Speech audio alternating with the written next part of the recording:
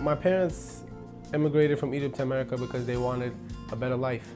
I was born and raised in America by two very entrepreneurial immigrant parents. Adele was their father. He was a very driven man, very hard worker.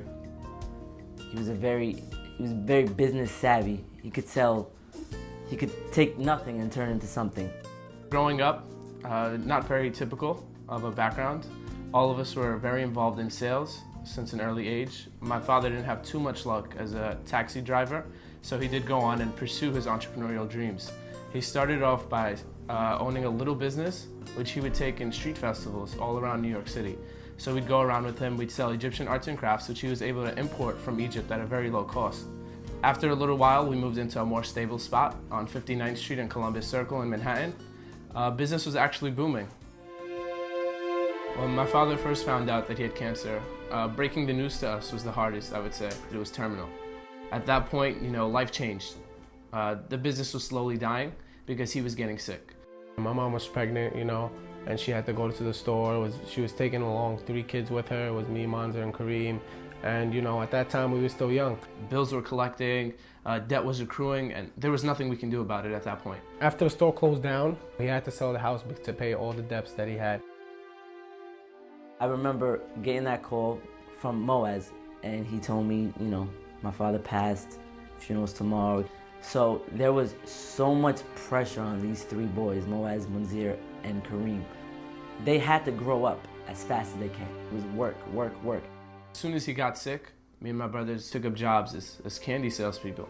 We obtained a $1.25 commission on every single box we sold. After pass away, my husband has very hard life for me, for 5 kids. I have to everybody work because I pay rent, I pay electricity, I pay the internet, everything I paid. School was number 1. It was always a priority. I knew I had to work because I had to help support my family. Unlike school, where school was the future, I also had to focus on now. But at the same time, I couldn't forget about the future. So I continued to work, I continued to go to school, and I continued to study. I'd get home from school, I'd go straight to work, I'd get back home, and unlike my other friends who'd probably go home and take a nap, I was up till 2, 3 in the morning studying. My father had a reasonable amount of life insurance. It would have been much better for my whole family. When your father passes away and you have 5 kids in the household under the age of 16, you can barely work. How do you leave them to a single mother and expect them to survive? Fortunately we've been able to do it, but I can't say that this is going to happen for everyone, because it's not. Currently we live in Astoria, New York. We do live in a 2-bedroom household. There is 6 of us, so it is very tight, it is crammed, but we do make the best of it. I'd rather a 2-bedroom apartment than a 1-bedroom with 6 people.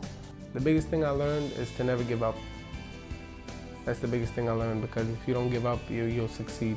Life insurance is definitely a priority in my life, especially when I do intend to raise my own family. I don't ever wish what my family went through on anyone else, let alone my own kids, my own wife, my own household. Life insurance is something that you definitely have to have.